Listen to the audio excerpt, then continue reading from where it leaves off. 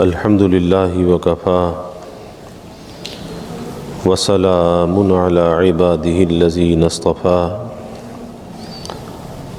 اما بعد فاعوذ باللہ من الشیطان الرجیم بسم اللہ الرحمن الرحیم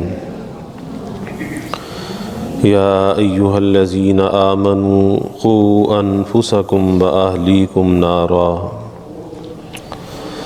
قال النبی صلی اللہ علیہ وسلم الدنیا سجن المؤمن وجنت الکافر وقال رسول اللہ صلی اللہ علیہ وسلم الدنیا مزرعۃ الآخرہ او کما قال علیہ الصلاۃ والتسلیم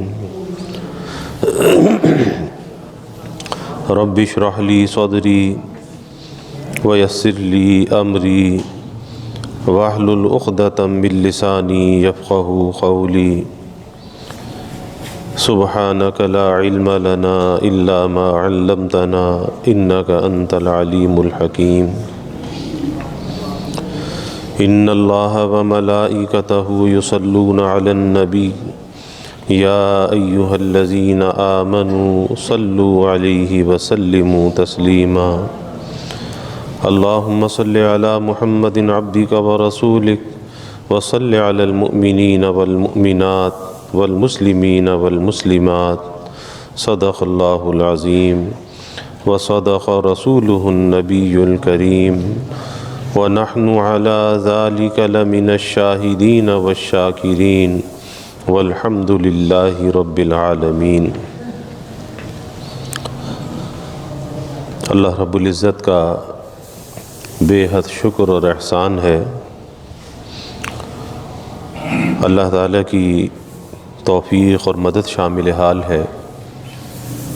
اللہ تعالیٰ نے جمعے کی ان بابرکت ساعات میں ہمیں اپنے گھر میں مل بیٹھنے کا، حاضری کا یہ موقع عطا فرمایا۔ اللہ تعالیٰ ہم سب کی اس حاضری کو قبول فرمائے اور اس گھر سے، اس در سے ہمیشہ سچی وابستگی اللہ ہمیں نصیب فرمائے۔ اس دنیا کی زندگی میں جو انسان یہاں پر آیا ہے تو یہاں پر آخرت کی تیاری کے لیے آیا ہے۔ یہ دنیا اس کا گھر نہیں ہے، اس کی رہنے کی جگہ نہیں ہے، بلکہ یہ دنیا ایک راہ گزر تو ہے۔ جیسے انسان کہیں جانے کا ارادہ کرے، کسی منزل پر جانے کا ارادہ کرے اور پھر راستہ طے کرتا ہوا اس منزل پہ پہنچ جائے، تو وہ جو راستہ ہے، جو گزرگاہ ہے، بس دنیا کی مثال بھی وہی ہے کہ یہ گزرگاہ ہے، کہ اس گزرگاہ سے گزر کر جانا کہاں پر ہے؟ جانا آخرت میں ہے، منزل جو ہے وہ آخرت ہے۔ لیکن جب آدمی کہیں کا ارادہ کرتا ہے، کسی منزل کو متعین کرتا ہے، تو اس منزل تک پہنچنے کے لیے کچھ زاد راہ، کچھ توشہ، کچھ سامان اپنے ساتھ رکھتا ہے، اور وہ زاد راہ، وہ توشہ کوئی بیکار چیز نہیں ہوتی، کارآمد چیز ہوتی ہے، مفید چیز ہوتی ہے۔ ایسی چیز کا انتخاب کرتا ہے کہ جس منزل پر وہ جا رہا ہے وہاں پر وہ چیز کارآمد ہو، اس کے کام آ جائے۔ اسی طرح سے جب ہم میں سے ہر شخص مسافر آخرت ہے اور آخرت اس کی منزل ہے، تو اس منزل کے لیے ہمیں کچھ جمع کرنا چاہیے، اور ساتھ میں اپنا یہ بھی حساب لگانا چاہیے، یہ بھی اندازہ کرنا چاہیے کہ اب تک کی جو ہماری زندگی گزری ہے، اس اب تک کی زندگی میں ہم نے اپنی آخرت کے لیے، اس منزل کے لیے کیا جمع کیا ہے۔ کیونکہ اللہ کے حبیب صلی اللہ علیہ وسلم نے فرمایا الدنیا مزرعۃ الآخرہ، کہ یہ دنیا آخرت کی کھیتی ہے۔ اب جو یہاں پر بوئے گا وہی وہاں پر جا کر کاٹے گا۔ گندم از گندم برویت جو سے جو، از مکافات عمل غافل مشو، کہ اگر گندم بوئے گا تو گندم کی فصل کاٹے گا، اور اگر جو بوئے گا تو جو کی فصل کاٹے گا۔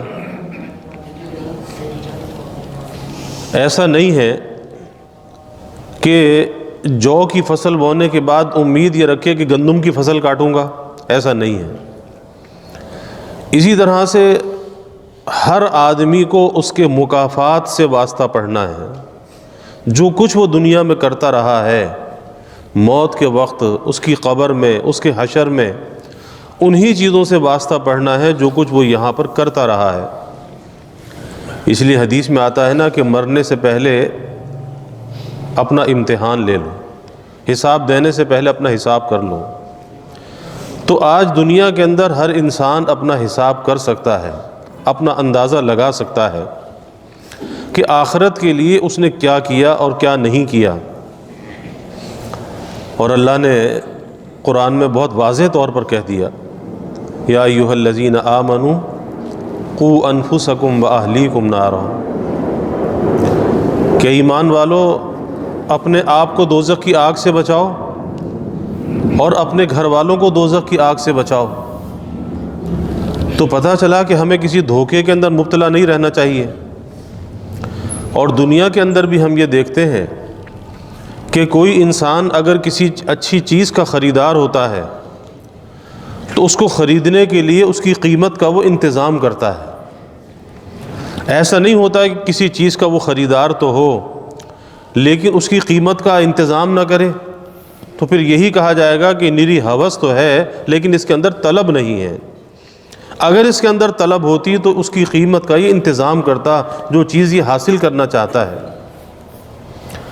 اسی طریقے سے ہم میں سے ہر شخص جنت چاہتا ہے، جنت کا ٹھکانہ چاہتا ہے، جنت کی نعمتیں چاہتا ہے، جنت کی راحت، جنت کا عیش و عشرت چاہتا ہے۔ اور حقیقت بھی یہی ہے کہ جنت بڑے عیش کی جگہ ہے، بڑے راحت کی جگہ ہے، اور ایسے عیش و عشرت کی جگہ ہے، ایسی راحت کی جگہ ہے کہ جہاں پر دکھ، تکلیف، غم، پریشانی، بیماری، کسی چیز کا نام و نشان بھی نہیں ہے۔ وہاں جا کر تو یہ کیفیت ہوگی کہ نہ اس کی صحت کہیں جائے گی، نہ کوئی بیماری اس کے پاس آئے گی، اور جس جوانی اور جس عمر کے حصے میں اسے بنا دیا جائے گا بس اسی حصے کے اندر یہ رہے گا، نہ اس کی عمر گھٹے گی نہ بڑھے گی۔ وہ جنت ایسی ہے۔